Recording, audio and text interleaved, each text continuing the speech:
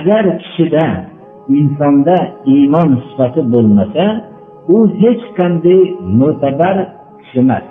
Odamlar o'rtasida e'tiborli bo'lgan bo'lsa, u Allohning huzurida mutlaqo e'tiborga kirmaydi.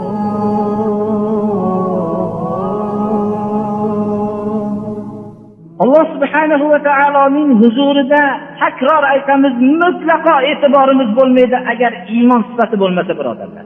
Mana bu iymon sifati bilangina biz Allohning huzurida mo'tabarmiz.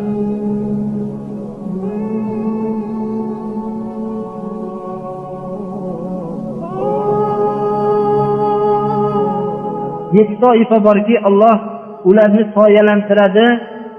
O'zining soyasidan boshqa soya yo'q kunda o'zining soyasida soyalantiradi.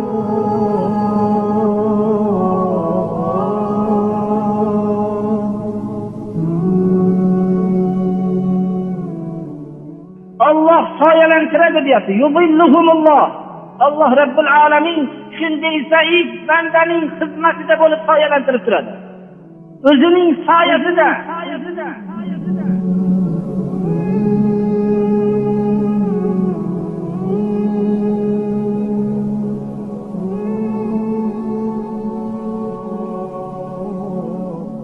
Inson o'zining gunohining hijolatligidan, o'zidan chiqqan ter bilan qulog'ini yumshog'igacha g'arq bo'lib turgan soatda, shunday hayotida bunday jaziramani ko'rmagan jaziramada va bunday soyani hayotida o'ylolmagan va buni soyalantirayotgan Alloh Rabbul alamin, butun olamni, payg'ambarlarni yaratgan zot, mana shu zot soyalantiradi.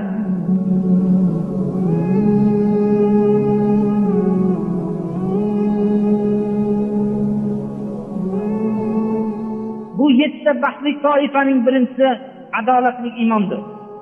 Adolatlik deganning ma'nosi o'z-o'zidan ma'lumki, musulmon imom havosiga emas, islom ko'rsatmasiga binoangina amal qiladi. Imamun adilun deb aytilyapti. Qo'lingizda huquq bor. Huquq bo'lib turgan vaqtda adolat qila olgan kishi Allohning soyasida Alloh soyalantirib turadi.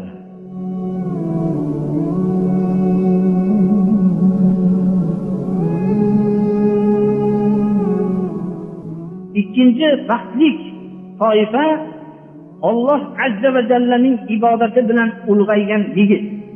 Ya'ni o'g'il qizlar, yigit va qizlar havasga berilgan, butun nafs havoga beriladigan soatlarda Allohning ibodatida, Allohning buyrug'ini ijro qilishlik bilan o'zining hayotini mashg'ul qilgan yigit va qizlar Allohning soyasida Alloh ularni soyalantiradi.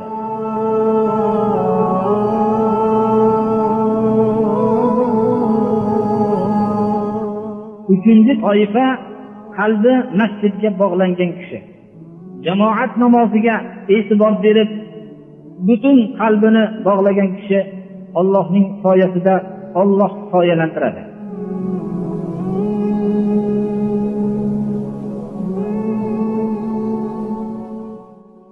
To'rtinchisi Alloh yo'lida muhabbatlashgan ikki kishi. Shu asosda jamlanishgan, shu asos bilan tarqalishgan. Shu muhabbat asosida uchrashgan, shu muhabbat asosida tarqalishgan.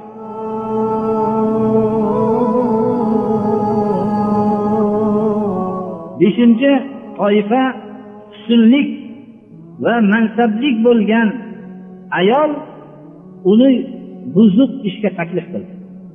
Nihoyatda buzuq ishga sharoit bo'lgan vaqtda Allohdan qo'rqaman deb o'zini tiygan kishilarni Alloh subhanahu va taolo o'zining soyasida soyalantiradi.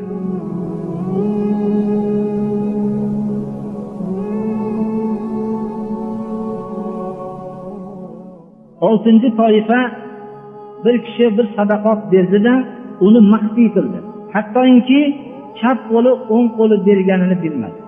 Har bir kishi bir o'ziga savol qilib ko'rsin. Biror bir sadaqatni maxfiy qilganmanmi dedi. Mabodo maxfiy qilgan bo'lsa, hozirgacha maxfiy saqlaganmanmi dedi. Hozirgacha maxfiy saqlab kelgan bo'lsa, buni bu yoqda maxfiy saqlollarmikin? Mana bu ham dahshatdir, birodar.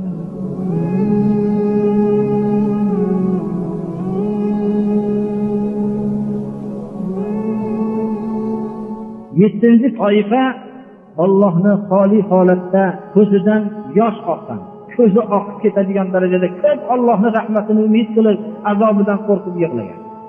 Mana bu odam ham Allohning soyasida Alloh soyalantiradigan kishilar jumlasidan.